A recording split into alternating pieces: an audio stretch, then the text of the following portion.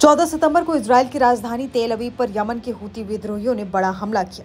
Houthi विद्रोहियों ने Israel पर लंबी दूरी की बैलिस्टिक मिसाइल दागे। ये पहली बार हुआ जब हूतियों की मिसाइल सेंट्रल इजराइल में आकर गिरी।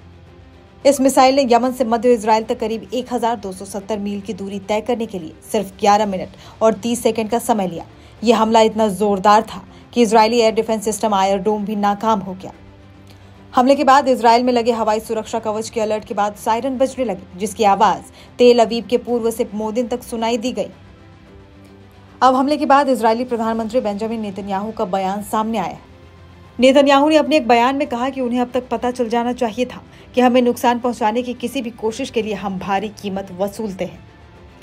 बैलिस्टिक मिसाइल हमले की जिम्मेदारी हूती सैन्य विद्रोहियों के प्रवक्ता याह्या सारिया ने ली है। सारिया ने कहा कि समूह ने एक नई हाइपरसोनिक बैलिस्टिक मिसाइल से हमला किया है, जिसने केवल 11 मिनट 30 सेकंड में 1270 मील की दूरी तय की है। यह मिसाइल एक खुले क्षेत्र में इजराइल में जाकर गिरी, जहां पर भारी गड्ढा हो गया और उसके बाद आग लग गई।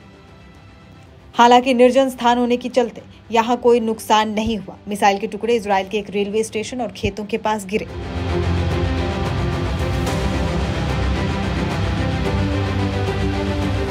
बताया जा रहा है कि सुबह लगभग 6:35 में हमले से कुछ देर पहले ही तेल अवीव और पूरे मध्य इजराइल में हवाई हमले होने की आशंका के सायरन बज गए थे, जिससे स्थानीय निवासी सुरक्षित आश्रय की तरफ भाग रहे थे। इसी दौरान जोर जोर से धमाके सुनाई दिए।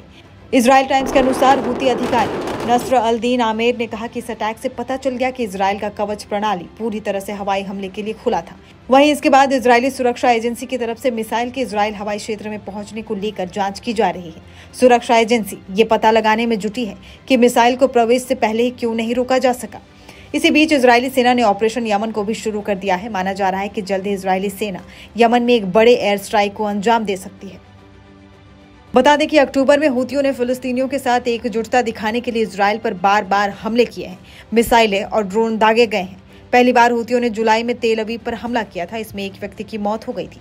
इसके साथ ही 4 घायल थे। हालांकि इससे पहले के हमलों में हूतियों की मिसाइल सेंट्रल इजराइल तक नहीं पहुंची थी।